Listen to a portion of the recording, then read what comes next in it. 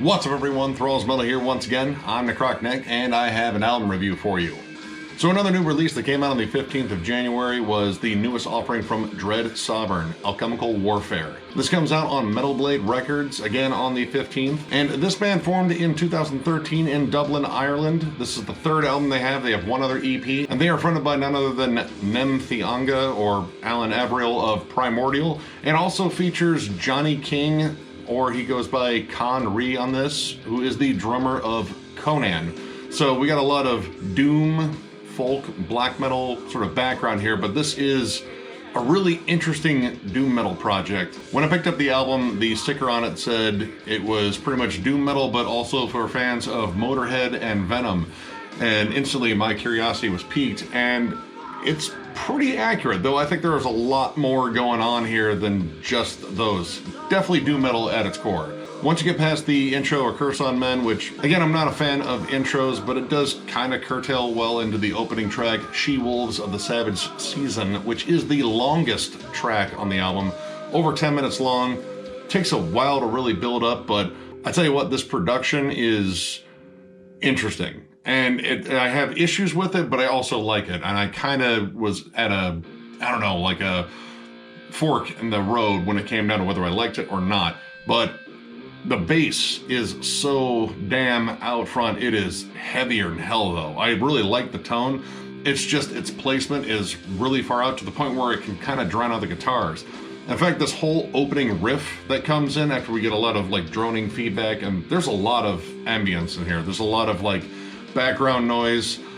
Looking it up, I just pretty much saw bass, guitars, and drums, but there's definitely a lot more going on here in terms of like just building atmosphere. So organs, keys, samples, synths, but the bass is the main thing carrying the riff for a good chunk of the opening of the song.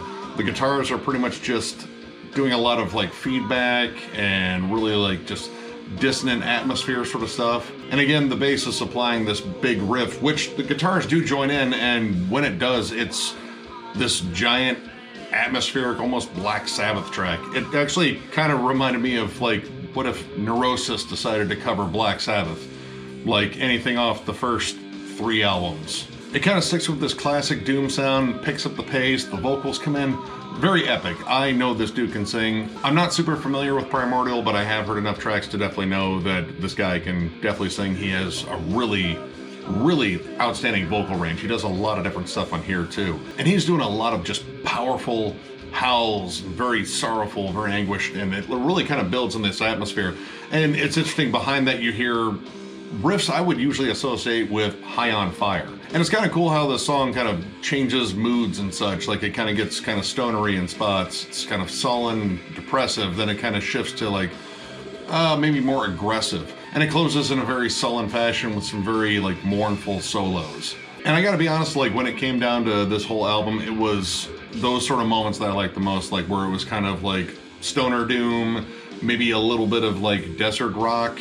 And it really kind of fit the production because the production's very fuzzy, it's very organic, it's very reverb drenched, it is full and echoey and layered. Lots of layers to their sound. Her master's voice, probably my favorite track on here. This one is pretty much straight up St. Vitus worship with loads of Yob-like atmosphere. It's very bluesy, it has that desert rock vibe, it takes a while to build. And the vocal approach is actually very bluesy, very reminiscent of Wino too. This is where I think the production really worked on here. It kind of brought up that classic doom sound that you would expect from bands like Trouble or early Cathedral. It's a really cool journey of a song. It has a really solid chorus. It's very melancholy, but it kind of still screams like that, you know, long trip through the desert sort of feel. I love the solos, they're very atmospheric. They're kind of different on this one. A lot of the solos kind of take on that dreary, like doom metal feel. These feel a little bit more trippy and psychedelic. But again, this album will shift around in moods from track to track. And sometimes it feels like you're listening to different bands or this band's take on different bands. The song The Great Beast We Serve is probably the most epic sounding thing on this album. It's a very driven song. It kind of screams Grand Magus, mostly earlier Grand Magus, but it still has that sort of, you know, epicness to it.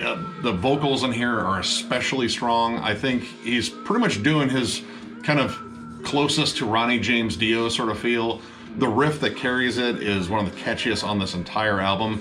But the thing is, the production doesn't scream epic. It screams muddy and dirty, and I don't know, it kind of misses that overall feel. Like, it doesn't feel like it rises above everything like an epic song's supposed to. It feels kind of downtrodden and sludgy, but at the same time, you have these giant epic vocals on here. So it's a weird contrast, but it kind of works. And then shifting from epic to flat out heavy and thrashy, you have The Devil's Bane, which has some of the heaviest riffs on this entire album. This is where I think the Venom worship kind of came through. It sounds chunky, it sounds heavy, it sounds dirty, just as Venom does. And it has this kind of thrash slash proto-thrash feel. There's a D beat that carries it. It's very chuggy and just aggressive. And really, honestly, at any other point of this album, I didn't feel as though there was a song that was as aggressive as this one. It just kind of jumps out at you as, yeah, this is the fighting song. Rest of the time, we're just kind of depressed about everything. And speaking of Venom, there is a bit of a black metal influence. Now, I imagine there was going to be some that came through just because Primordial definitely has a huge black metal sound to him. But Nature is the Devil's Church has a real interesting back half where it really screams black metal. In fact, the vocals get a bit harsher, a bit dirtier sounding, because most of this is actually sung, but it has this kind of gritty tone to it, so it doesn't sound as though it's like too polished and too sing-songy. It still sounds metal. And Ruin Upon the Temple Mount, I have to say, sounds like a missing Merciful Fate song. It has this really cool big droning build-up, really cool tribal drums. It feels evil, and when you get down to the verse, it just screams something that King Diamond should be singing, but at least in my opinion, thankfully he's not. I'm not a big fan of his vocals, but the delivery this guy has feels like King Diamond. It feels epic, it feels theatric, it feels evil and spooky, and it really just captures the song. And then shifting from those Merciful Fate style bridges, and the riff screams Merciful Fate too, it just slams back down into like this big doomy chorus that is really solid. Now, I did have some issues on this album. I think the chorus on Nature is the Devil's Church is a little weak. It has a real unnecessary harmony on it. There's a high and a low, and honestly, I think the low could have carried it, and I think it would have worked well. And there's a lot of contrasting moods, like when I brought up with The Great Beast We Serve. You have these interesting dynamics between what the vocals are doing, what the melody is doing, versus another part. And I have to say, like, the mix, it drives me nuts on some songs, but it works on others. Where it's trying to be more stoner-ish, I think it really works. That big fuzzy bass really stands out there, and it sounds absolutely awesome.